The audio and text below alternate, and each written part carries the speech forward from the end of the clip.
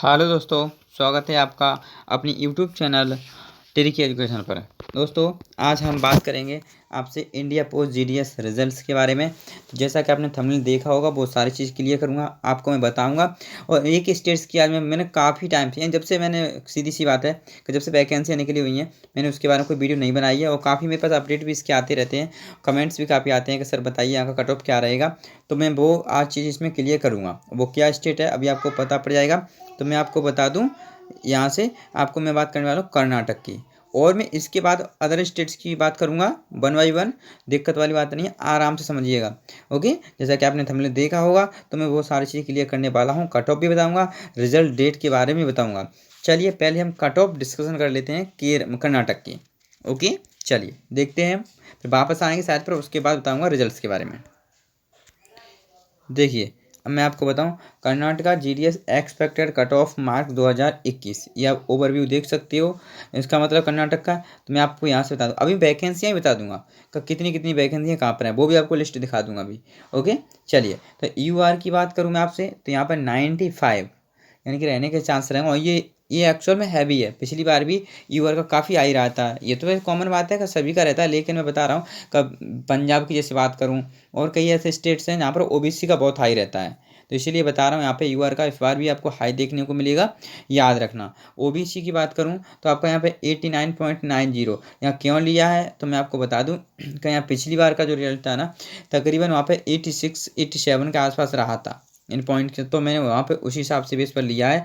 अगर आपका 89 plus above है तो आपके यहाँ चांसेस रहेंगे। ऐसी बात नहीं है लो में नहीं होगा, कुछ बच्चों के यहाँ काफ़ी लो पर भी देखने को मिलेगा, लेकिन मैं यही बता रहा हूँ, अगर आपके इतने परसेंटेज हैं तो आपका ये सेफ स्कोर है, याद रखना। चलिए अगला देख लेते हैं। हम अब एससी की बात करते हैं, तो एससी की हमारी 83.84, यानी कि अगर आपकी 83 एबव है, ओके, मतलब अगर 83 एबव है तो आपका यहाँ पे चांसेस रहेंगे, आई मीन सेफ रहने के। पिछली बार भी 83.84 रहा था यहाँ पर, यानी कि और कुछ कम भी देखने को मिले थे, 78 के आसपास यहाँ देखने को मिले थे बच्चों के। लेकिन मैंने आपको बता दिया, इस बार आपके 83 एबव होना चाहिए, क्योंकि पिछली बार की अपेक्षा इस बार कट ऑफ हाई रहेगा, याद रखना। अब जैसा जैसा टाइम आता जाएगा तो कट ऑफ सभी का हाई जाएगा। ये आपके लिए नहीं बता रहा हूँ मैं कि आपका ही रहेगा, ये सभी स्टेट के ये ऐसा इफेक्ट देखने को मिलेगा, जैसा कि आप देख रहे होगे। अब मैं एसटी की बात करूँ, यहाँ पर भी तो आपका 83 आपका प्लस होना चाहिए। PWD वालों की बात करूँ तो इनका लो और भी रह सकता है, जो मैंने लिया है इससे भी लो रहने के चांस रहेंगे, देख लेना। ये तो मैंने ले लिया यहाँ से। PWD और ए वालों को देखना, आपको तकरीबन 76-77 के आसपास भी काफ़ी बच्चों को देखने को मिलेंगे, 75 पर भी देखने को मिलेंगे, देख लेना। PWD वालों की बात करूँ तो इन दोनों की अपेक्षा 1-2% इसमें इंक्रीजमेंट देखने को, यानी बढ़ोतरी देखने को मिलेगी। तो ये मान चलिए, अगर इनका 78 रहता तो इसका 82 के आसपास देखना। ये हमेशा ही हुआ है, PWD वाले बच्चों का मतलब ज़्यादा रहता है कट ऑफ। चलिए, और EWS की बात करूं अब यहाँ पे, तो EWS की हमारी 87.89, यानी कि अगर आपकी 87 प्लस है तो आपके यहाँ चांसेस रहेंगे सिलेक्टेड होने के। चलिए, ये तो हो गई हमारी कर्नाटक जीडीएस कट ऑफ के बारे में। अब मैं यहाँ से अब वापस चलते हैं साइड पर, और आपको अदर स्टेट्स के बारे में, रिजल्ट के बारे में बताता हूँ। चलिए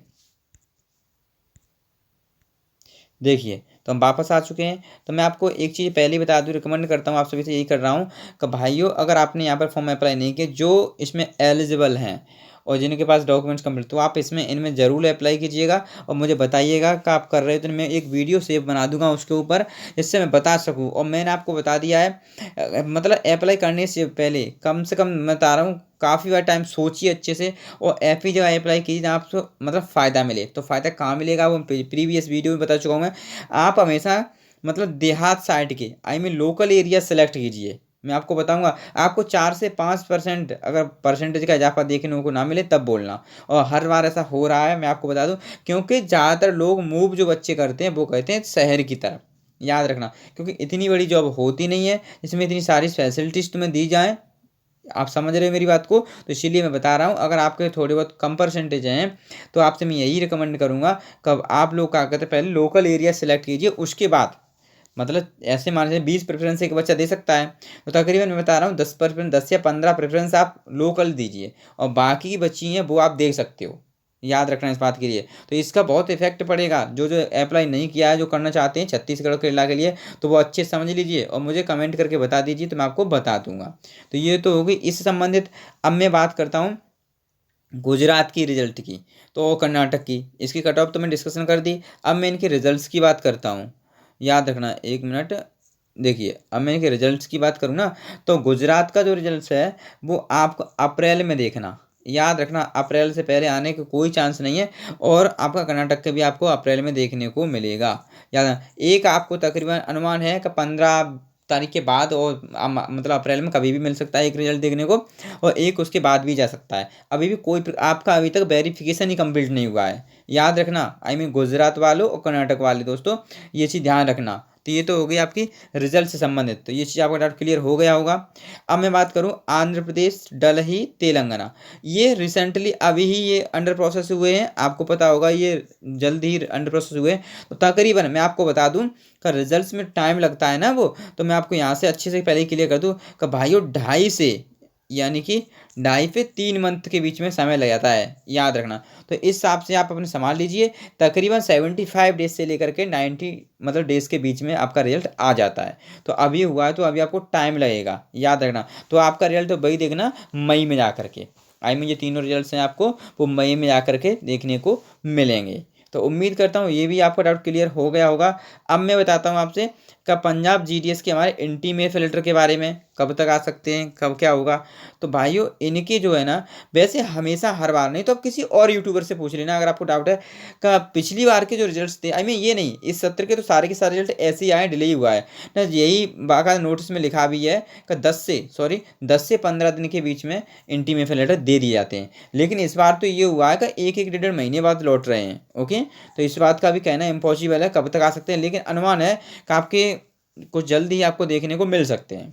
ओके, चलिए, तो ये हो गया हमारा इंटीमेट लेटर से। तो उम्मीद करता हूँ आपको सारी चीज़ें यहाँ से क्लियर होती जा रही होगी।